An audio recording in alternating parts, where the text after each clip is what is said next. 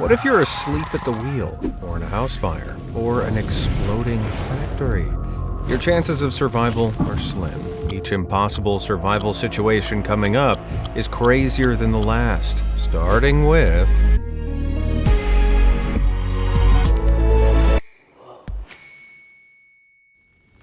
How far would you go to save your family from certain doom? Well, if you're anything like Swedish mom Emma Scholl's, very far. In September 2019, Emma's normal morning routine was interrupted by a panicked shout from downstairs. "Mom, there's a fire." Emma ran downstairs and followed the cries. She was shocked to see the whole place was ablaze with burning hot fire. Her two sons were cowering behind a door. Emma quickly grabbed them both and ran to the front door to get them to safety. However, when she opened it, fresh air rushed into the building and fed the fire, causing a huge explosion that blasted her in the back. The pain was agonizing, but she shielded her progeny and shut them outside. They were safe, but she still had 4 other kids to save. They were upstairs, and the whole staircase was now engulfed in hellfire. But Emma knew she had no choice. She forced herself into the flames and painstakingly climbed the stairs as her body burned. Nothing else mattered, only her children. She found 2 more kids on the upstairs balcony, and a third had managed to jump down to the ground below. Miraculously, they were all safe and sound. Emma was the complete opposite. For a moment, she wondered if she was about to meet her end, but wait, there was still one more child. Her youngest daughter, 1-year-old Molly, was still in her crib. So injured she couldn't walk, Emma crawled back into the smoke and fire and entered her daughter's room. There she was, terrified, coughing, but alive. The sight filled her with newfound strength, and Emma dragged herself to her feet, grabbed her daughter, and ran back to the balcony, shielding her from the heat with her own body. One of the kids managed to unlock a ladder, and they all scrambled down it. Astoundingly, her children didn't even have a scratch, but Emma was in a catastrophic way. Her entire body was covered in burns, and she collapsed as soon as she touched the ground. Paramedics arrived at the scene and loaded her into an ambulance, but the pain was so severe she had to be put to sleep. In intensive care, 40 liters of fluid had to be pumped into her body to protect her organs and keep her alive. Yet 3 weeks and countless skin grafts later, she woke up. And not only did she survive, Emma had made a miraculous recovery. She looks incredible, and although she still carries a lot of pain, she hasn't let it stop her being an active part of her children's lives. A lot of people say their mom is their hero, but for these kids, it's all too literal. You've probably heard the biblical story of Jonah, right? He's the guy that was swallowed up by a whale and eventually spat out unharmed. Crazy, but that could never happen in real life, could it? Well, hold that thought. What is going on here? This is Michael Packard, a commercial lobster diver working in Cape Cod, Massachusetts. In June 2021, while scrounging the briny deep for lobsters to pluck, Michael felt a sudden hard shove, and everything went black. What? Well, as I'm sure you've guessed by now, he'd been gulped by a whale. A humpback whale, to be precise. Far from what you've seen in the movies, though, he didn't end up sat comfortably inside its stomach. In fact, the esophagus on most whales is far too small to actually swallow a person. So Michael was trapped in the beast's dark, wet mouth. He had his scuba gear on, so he could breathe, but it wasn't looking good. Panicking, he struggled hard in the pitch of darkness, kicking and punching for his life, and could feel the whale shaking its head in discomfort. When after what must have been nearly a minute, Michael suddenly saw light again and was sent flying through the air. It had spat him out. Humpback whales aren't usually aggressive to humans, so it must have been one massive mistake. Amazingly, while he suffered extensive soft tissue damage, Michael had no broken bones or life-threatening injuries. Heck, he vowed to go straight back diving when he recovered. Talk about nerves of steel. I refused to go bird watching again after I got chased by that pigeon. In 2023, a couple of fishermen in Indiana spotted something crazy in a creek off Interstate 94, a totally wrecked pickup truck. After investigating the vehicle, they spotted something even crazier. There was a man inside, and he was alive. His name? Matt Room. And boy, did he have a story to tell. 6 days prior, Matt had been driving down the interstate when he thought he saw a deer. Swerving to get out of its way, he careened into the highway barrier, went airborne, rolled several times, and eventually ended up stuck underneath the bridge, completely out of sight of any passing cars. Injured, terrified, and barely able to move, Matt somehow managed to keep his wits about him. By snapping off the visor that covers up the sunshade and putting a bend into it, he realized he could use it to funnel rainwater down. Combine this with a pair of sweatpants that acted as a filter, and voila, Matt could safely hydrate. Provided it rained, of course, and thankfully it did. 6 agonizing days he spent wedged in place, starving, helpless, and unsure if he'd ever be freed. Then, just as it felt like all hope was lost, those fishermen stumbled upon the wreckage and the desperate man inside. Rescue crews managed to free Matt and rush him to hospital, where he needed to have part of his left leg amputated. Despite it all, he's still in high spirits. In fact, he's more thankful to be alive than ever. Matt even plans on running a marathon someday. Geez, tone it down, buddy. You're making the rest of us look bad. Do you think you could fight off a bear? I know I could. Check out these muscles. But most people, not a chance. Well, on August 25th, 2005, Johann Otter was out for a hike in the Glacier National Park with his daughter Jenna when they got their answer. The Montana park is home to some 1,000 bears, so naturally hikers need to remain extra vigilant. But the duo was experienced, so they weren't worried. That was a mistake. Johann was busy filming a golden eagle when a great big grizzly suddenly rounded the corner ahead. Instinctively, he leapt in front of his daughter to protect her, but the hulking beast charged straight at them. In no time at all, it had grabbed hold of Johann and started throwing him around like a rag doll as it crunched, slashed, and smacked every part of his body. After what seemed like an age, he managed to yank himself free and stumble over to the edge of a nearby slope before rolling partway down the embankment. The bear didn't follow, but then a terrifying thought: if he was alone, the beast was with Jenna. As it charged toward her, Jenna fumbled with the can of bear spray they'd packed, but didn't realize you had to release the safety catch. With the imposing monster almost upon her, the stress and terror became too much. She fainted, slipped off the trail at a separate point, and broke her back on the way down. So when Johann desperately called to her, she didn't answer. But the bear did. Once more, it barreled toward our battered hero and resumed the brutal assault. Johann was bitten everywhere: his neck, arms, legs, even head. There was no way he could survive much more. In a final desperate attempt, he rolled downhill again, tumbled 20 feet, and came to a stop just shy of a cliff. Man, a bear on one side and a several hundred-foot drop on the other. Just as the end seemed nigh, though, the bear suddenly turned on its heel and went straight back to Jenna. It turns out she'd survived, but for how long? Johann heard a scream as the bear resumed its savagery, but he was too hurt to help her. Then, silence. Had the worst happened? Well, amazingly, no. Just as it seemed all hope was lost, the bear had suddenly let Jenna go and left the vicinity. Battered, mauled, but breathing, the pair lay in their respective positions, too weak to meet back up.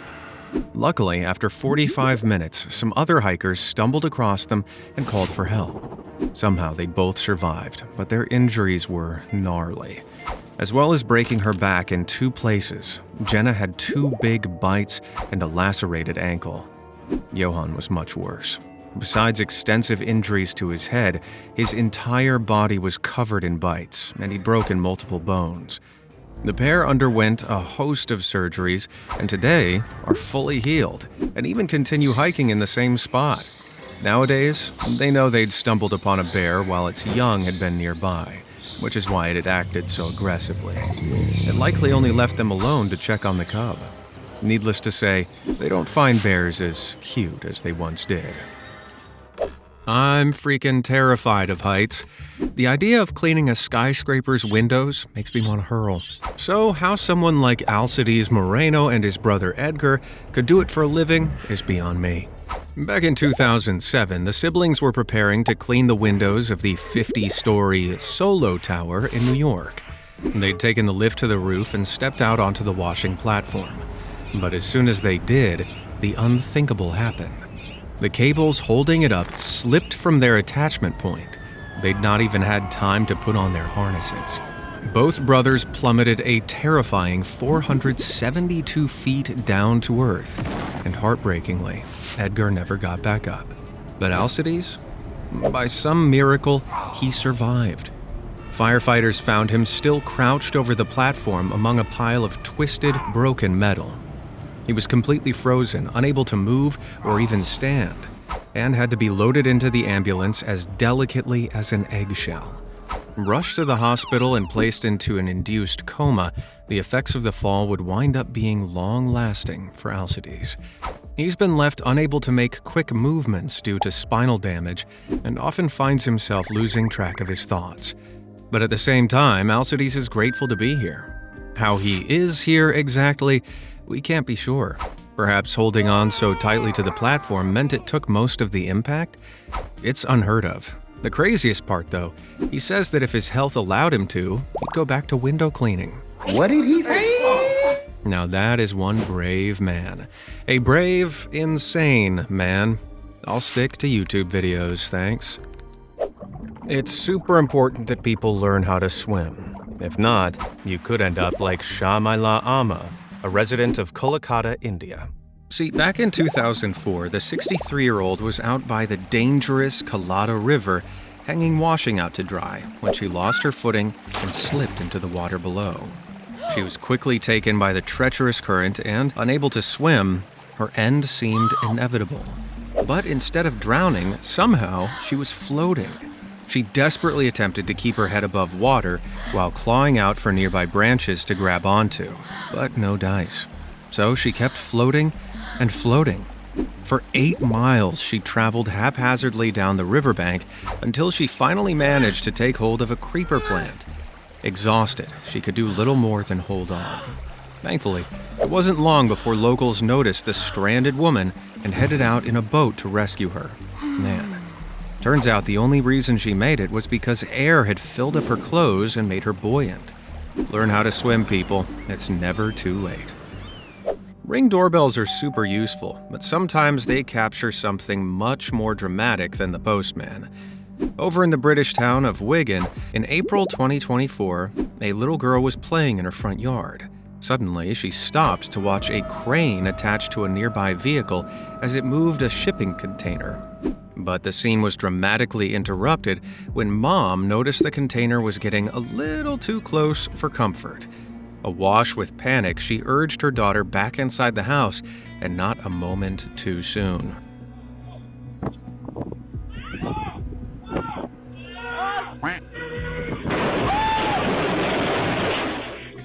Whew, that couldn't have been closer.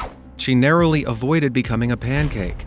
I feel like somebody other than Mom should have seen that coming, though. Like, the crane operators. The accident left their home an absolute mess, but miraculously, everybody inside was unharmed. Better the house looks like this than the family. In 2020, Australian sailor Timothy Shattuck quit his job to fulfill a lifelong dream of his, sailing solo across the ocean. He moved to Puerto Vallarta in Mexico and used the nearby Sea of Cortez to train for his big trip. For 3 years, everything went swimmingly. Then in April 2023, it was finally time. He set sail on a catamaran with his dog Bella, aiming to cross the Pacific Ocean from Mexico's Baja Peninsula all the way to French Polynesia, a 3,700-mile-long journey. But things wouldn't exactly go as planned. Several weeks into the daring voyage, a bad storm struck, crippling the vessel and knocking out all of the electronics. Timothy made it through unscathed, but the boat's sail had been ripped off and he'd lost his navigational equipment, as well as the ability to cook any of the provisions he'd brought. He found himself completely stranded at sea with nothing but ocean in all directions. Alone, lost, and helpless, both man and dog seemed doomed. 3 months later, a Mexican tuna boat was out fishing when a helicopter accompanying it spotted something on the horizon. An abandoned watercraft. At least, they assumed it was abandoned. After approaching, they realized it was actually Timothy's, and he was still alive. But how? It turns out both he and Bella had survived for 3 grueling months, living on nothing but raw fish he scooped from the sea and rainwater he'd collected. The pair had incredibly made it to safety, but they were in very rough shape. Skinny, dehydrated, and fatigued, they'd been found not a moment too soon. Apparently, the drive to not only keep himself alive but save his dog too had kept Timothy going even through the darkest times. Even so, he knew his chances were bleak, and had all but given up at the point he was miraculously discovered. Bella was a massive hit with the crew of the tuna boat, and Timothy opted to give his friend away, allowing a member of the crew to adopt her. Which, frankly, I just don't get. You survive a life-changing, nearly fatal experience with your beloved doggo, and your reaction is to get rid of her? I'm really glad you're okay, Timothy, but you might have left your brain back on the boat. No matter how safe of a driver you may be, you can never account for all the other lunatics on the road. Back in March 2024, Chelsea Evans was driving home from a maternity photo shoot in North Carolina. She was heavily pregnant and super excited to be a mom. But her positive vibes were rudely interrupted when a drunk driver rear-ended her. Even worse, in the scramble to flee the scene, the drunkard ended up slamming into Chelsea's car again. Chelsea was okay, but the shock caused her to suddenly go into labor. Not good. She was rushed to hospital, and an emergency C-section was needed to save the lives of both her and her child. Thankfully, it was a success, and Chelsea welcomed her interestingly named son, St. Giles, into the world. Fast forward 9 months, and Chelsea was preparing for her baby boy's first ever Christmas. But while driving home one Sunday night in December with St. Giles on board, something absurd occurred. For the second time in 9 months, a drunk driver smashed straight into her car. Only this time it was a head-on collision. The impact was huge. The airbags immediately deployed, the car battery died, and Chelsea found herself unable to open her car door to get her son. But miraculously, he had no serious injuries. Chelsea wasn't so lucky. Her neck, back, and arms had all suffered breakages. That said, the duo made it out of the ordeal with their lives yet again. Utter insanity. Now, I don't know what became of drunkard number 1, but the second culprit was in police custody last I heard. Good. Let's hope a third doesn't come out of the woodwork and make it a hat trick. Speaking of driving accidents, I'm forever anxious about losing concentration while I'm at the wheel. But the scary thing is, it's not always in your control. On April 2nd, 2015, YouTuber Paul70Stastic was commuting to work as he always did, when his boring morning took a sudden, drastic turn.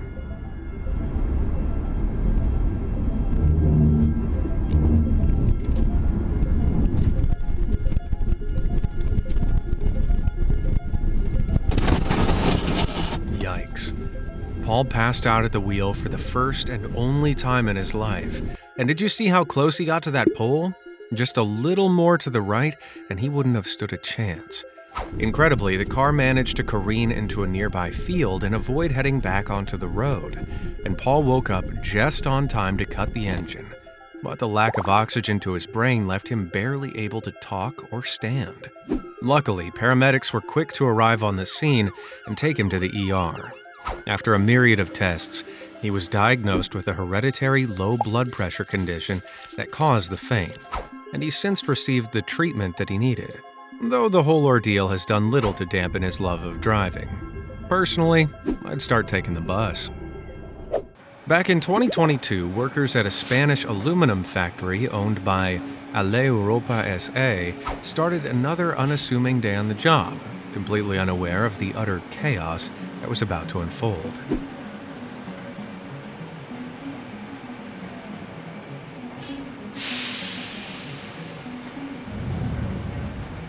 Well, that escalated quickly. It seems a catastrophic machine fault caused hydraulic fuel to spew all over the flammable ceiling. Not good. These guys have fire extinguishers though, right?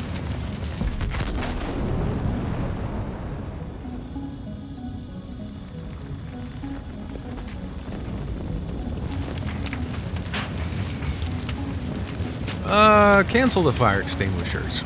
In a matter of seconds, the entire roof collapsed into flames and debris. Jeez. Insanely, there wasn't even a single injury, despite that guy stupidly going back for his phone. Just goes to show that when fire breaks out, run. You've got no idea how quickly it can spread. Easter Sunday, 2015. Victoria Sillers, an experienced skydiver, was gearing up for another jump in the UK. This particular death-defying deed was a present from her husband, Emil. They'd been having some issues lately, including but not limited to Emil being unfaithful. But this gift was a nice gesture that Victoria viewed as an olive branch. As she fell to earth, loving every second of the experience, she had no idea that things were about to go terribly wrong. After falling for a while, she decided that now was the time to deploy her parachute, but it didn't open. So she tried again. Still nothing. Luckily, skydivers think ahead, and so she went for the backup chute. Only that didn't open either. Now she started panicking. With nothing to stop her, she plummeted 4,000 feet and collided hard with the ground below. Horrified onlookers desperately called for help, and after hearing what had happened, paramedics arrived with a body bag for the poor woman. But were shocked to find out that they didn't need it. Victoria was somehow alive. She'd sustained serious injuries, including a broken spine and shattered pelvis. But against all odds, she pulled through the horrific ordeal. So I know what you're thinking. How? Well, Victoria has a light build, which means she fell slower than a heavier person would. And she happened to land on a soft, newly plowed field, which, unbelievably, was enough to break her fall. A bigger question, though, is why she fell in the first place. See, turns out her parachutes had been sabotaged. Somebody had deliberately damaged them in hopes of making Victoria plummet to her doom. But who? That slime ball Emil, her own husband. He'd planned to use the life insurance money to pay off his apparently many debts and start a brand new life. Jeez, you think you know somebody, eh? Oh, and it turns out this was actually his second attempt on her life after failing to end her with a gas leak. Thankfully, he's been given a well-deserved life sentence. As if I need another reason to avoid jumping out of planes. Way back in 79 AD, Italy's Mount Vesuvius infamously erupted, obliterating the nearby city of Pompeii in one of the worst disasters known to man. While the exact number of casualties is unknown, we do know the vast majority of citizens were wiped out. So, anybody that survived would have been obscenely lucky, right? Well, evidence discovered in 2024 shows that on the day of the catastrophe, two men had been walking together when the volcano erupted. First, ash and pumice was thrown up into the air, suffocating many people and settling on many others' houses, the weight of it all causing them to collapse. Scores upon scores of people were destroyed, but the duo? Well, despite being absolutely terrified, our two fellas managed to avoid all of the destruction and survived. Hurrying away from the chaos and into a large house in the center of Pompeii, they waited it out for the eruption to calm down. Only, if you know anything about this particular eruption, you'll know it did anything but. After this first horrifying phase, a number of deadly earthquakes followed, which shook the house our heroes were hiding in so hard, the roof collapsed and… Wait, what? Oh, it promptly offed them. Well, this is a bit of a bummer, isn't it? But they really did survive the volcanic eruption, or at least the first stage, which is still super crazy, right? Okay, my bad. I promise the next one will have a happier ending.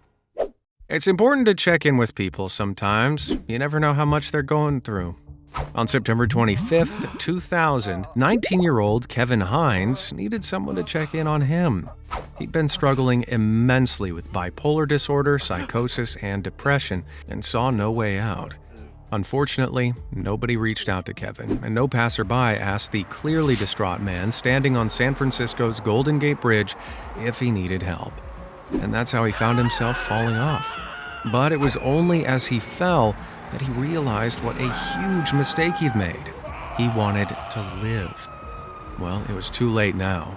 He plummeted 220 terrifying feet, slammed into the water at 75 miles per hour, and sank another 70 feet below the surface. The impact shattered his vertebrae immediately, and despite being fully conscious, he soon realized his legs didn't work.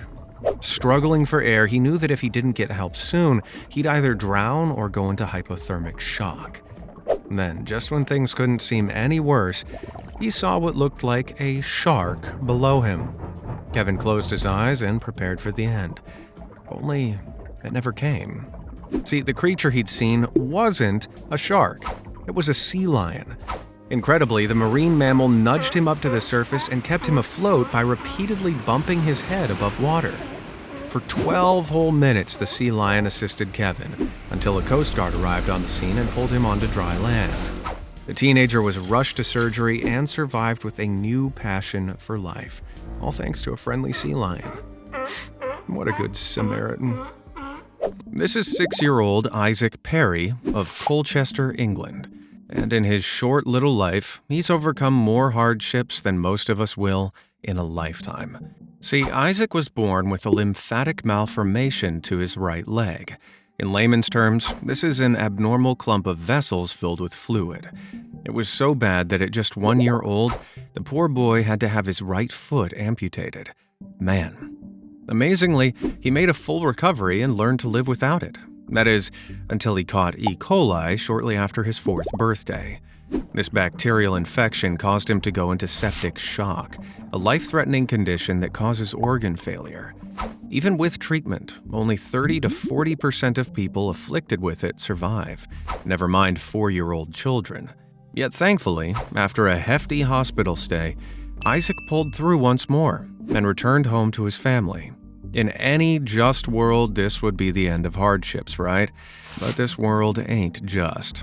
Shortly afterwards, the poor kid would find himself back in the hospital bed again. This time, he'd been diagnosed with a rare form of blood cancer. But still, he refused to give up. 2 years of chemotherapy, 9 operations, and countless hospital stays later, Isaac was finally given the all clear and allowed to head home. My God, how can one boy go through so much in so little time? He must be in pieces, right? Well, no.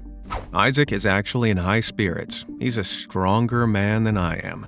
The little trooper has been awarded a Star Award by the charity Cancer Research UK in honor of his bravery. And he's apparently looking forward to getting a new robot leg. Attaboy. And on that note, I've had my fill of survival stories for one day. Which one did you find the craziest? Let me know in the comments down below. And then why not check out some of my other videos on insane survival stories? See you next time.